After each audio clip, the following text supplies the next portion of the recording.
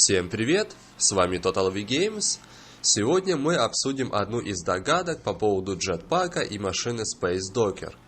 Напоминаю, что эту машину дает один из персонажей под именем Омега.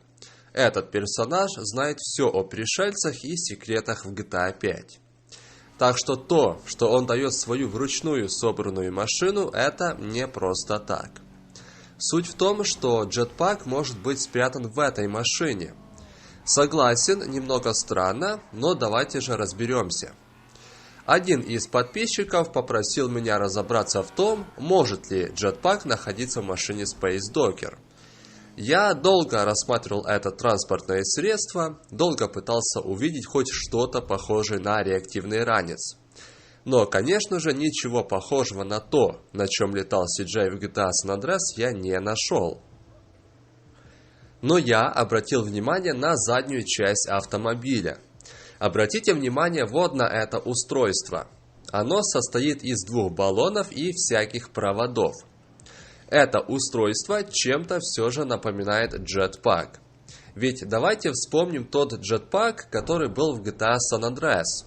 Он тоже имел два больших баллона, которые и давали закись азота, которые поднимали воздух человека. Здесь то же самое.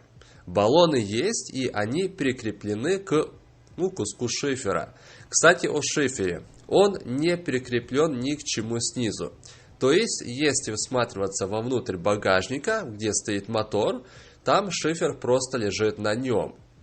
Есть вероятность, что этот шифер наглухо прикручен к данному устройству. И это как одно целое. Также я думаю, что Омега знал о джетпаке и знал, что рисунок реактивного ранца изображен на горе. И, скорее всего, эту технологию он как-то получил. Таким образом, он создал свой джетпак, который прикрепил к Space Docker, и эту машину он дал Франклину. И если это действительно часть того самого джетпака, тогда он все время был на видном месте. Пишите также свои комментарии по этому поводу, будет интересно узнать ваше мнение.